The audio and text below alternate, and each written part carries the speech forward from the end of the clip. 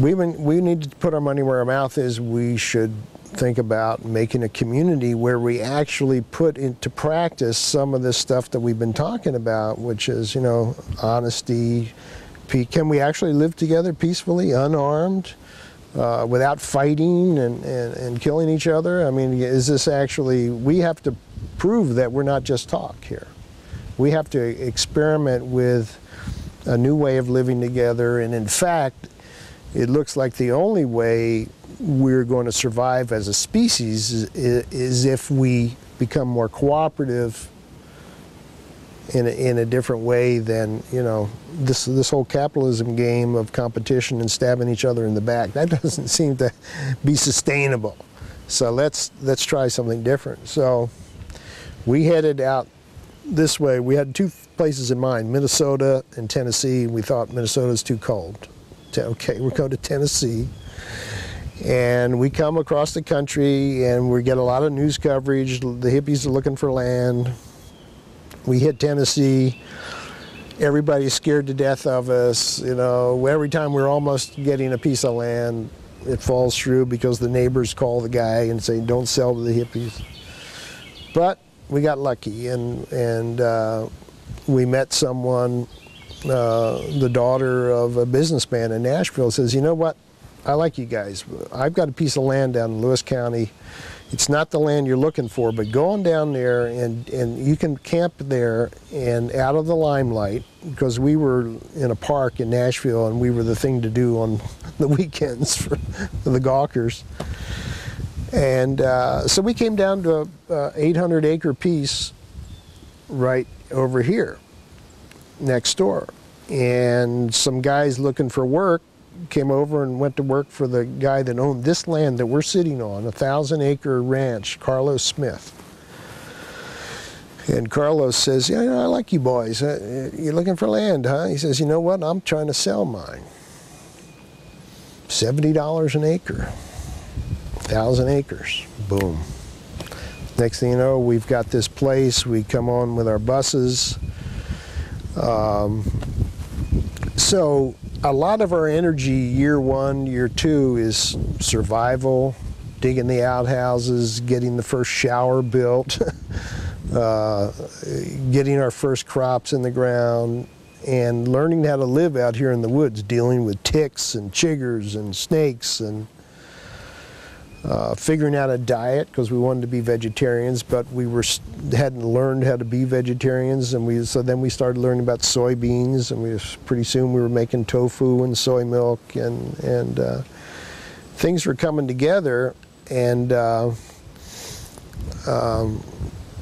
Stephen came up with the idea. We were having Sunday mornings, and we used to get up at sunrise and watch the sun come up, and then have a service. It was kind of our church thing, and where we'd basically talk about anything under the sun, but spiritual principles to what are we going to do about the soybean crop this year, or whatever. And he was the one that actually came up with the idea, you know what, we've been here, this is 1974, we've been here 4 years, we were feeling like, you know what, we're happening. We're making it work. We're eating good. We're having our babies. We got our little clinic going on. We got some businesses happening. We got crews going out doing construction. We're learning how to do stuff. We're learning how to fix our trucks. We're getting along with our neighbors. Wow, you know, and our neighbors are like, a lot of them are old moonshiners, and but, you know, rebels in their own right, which kind of made it a little easier for us to be accepted. And the Amish were already here. So we said, you know what, we're just the Technicolor Amish. We're like the Amish. And that helped. So he says, why don't we, you know, besides just gilding our lily and fixing our community and making that, let's not forget that we did promise to try to save the world.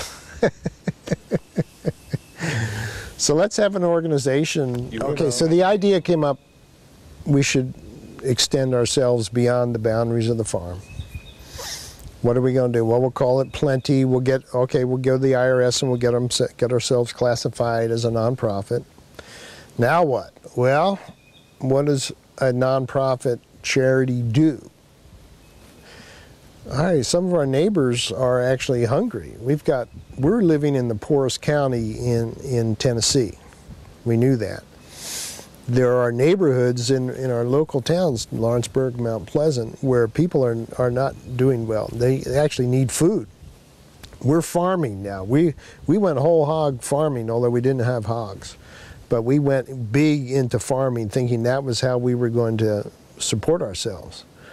So we had a lot of surpluses, sweet potatoes, okra. And we had our canning and freezing operations set up, so we were preserving food. We had fruit trees, and so okay, we got extra. We started giving food away, first to local communities, then now Nashville, Memphis. We just read about a whole neighborhood in Memphis where people don't have enough to eat. You have to remember, this is like the early 70s, and we had just gone through the Nixon era. Lyndon Johnson's war on poverty, if he hadn't gotten mixed up in Vietnam, he would be known for his war on poverty, which did a lot of good things. But all the things that he set up with the war on poverty, including food closets funded by the federal government, had been squeezed down to nothing by Nixon. So we're actually supplying food to the federal food closets so that they have food to give out. So then, there was a tornado in town in northern Alabama. Ooh, let's get a bus, a bunch of guys that know how to build. Let's get down there and see if we can help out. When we got down there, we met the Amish, or some of our Amish neighbors. They always go out to these things, and they told us about the Mennonite Central Committee, which was the Mennonite version of Plenty.